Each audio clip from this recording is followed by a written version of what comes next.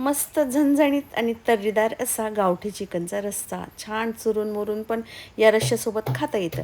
तर आज आमच्याकडे पाहुणे येणार आहेत म्हणून मिस्टर गेलेले आहेत गावठी चिकन आणायला.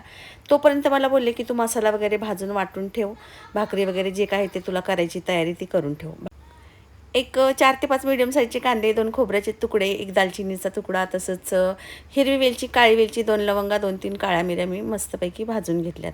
आता इथं पाट्यावरती आलं, लसूण आणि कोथिंबिरीची मी पेस्ट तयार करून घेतली.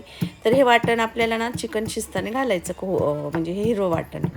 आणि नंतर मी खोबरं आणि कांदा वाटून घेतलेला आहे पाट्यावरती. रस्सा दाटसर व्हावा ना थोडासा, त्याकरता मी जी भाजकी डाळ असते ना ती थोडीशी घेतली, अगदी 2 टेबलस्पून, आणि मस्त मसाला वाटून घेतला आहे. मसाला वाटेपर्यंत मिस्टर चिकन घेऊन आलेले आहेत. मस्त गावठी चिकन आणले बघा त्यांनी, अगदी फ्रेश असं. तर हे चिकन खायला खूप भारी लागतं. या चाळणी सूप पण ना थंडीच्या दिवसामध्ये पिलं ना, तुमची सर्दी खोकला जे काही तुम्हाला आलेलं आहे ना ते पटकन निघून जाते, झटक्यामध्येच निघून जातं. तर नक्की ट्राय करा, गावठी चिकन आणून या थंडीच्या दिवसामध्ये खात जा, शरीरासाठी खूप चांगलं असतं.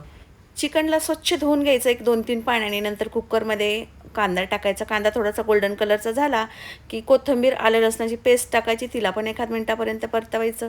नंतर हळद आणि मीठ घालायचं त्याच्यामध्ये. स्वच्छ धुवून घेतलेलं गावठी चिकन व्यवस्थित मिक्स करायचं. चिरून घेतलेला 1 टोमॅटो त्याच्यामध्ये ॲड करायचा. पुन्हा एकदा मिक्स करून घ्यायचं. शिजण्यासाठी अगदी थोडंसं गरम पाणी घालायचं. कुकरचं झाकण लावायचं आणि फक्त 1 शिट्टी काढायची.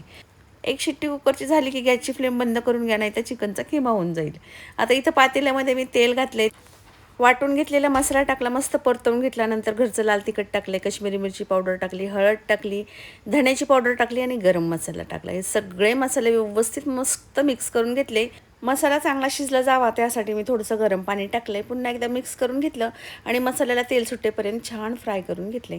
आता इथं मसाल्याला मस्त तेल सुटल्यानंतर त्याच्यामध्ये मी शिजवून घेतलेलं गावठी चिकन ॲड करून घेतलं. नंतर चवीनुसार मीठ टाकलं. तर मीठ बेतानेच टाकायचं, कारण चिकन शिजताना देखील आपण याच्यामध्ये मीठ टाकलेलं.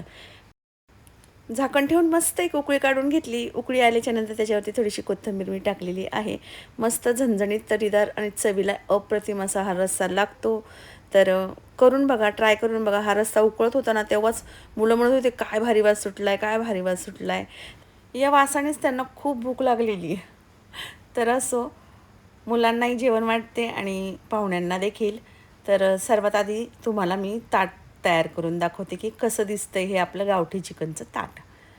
तर काकडी, कांदा वगैरे मी कापून घेतला आहे. थोडासा भात पण केलेला, भाकरी केलेली आहे आणि आळणी. या चिकनचं आळणी सूप तर खायला एकच नंबर लागतं.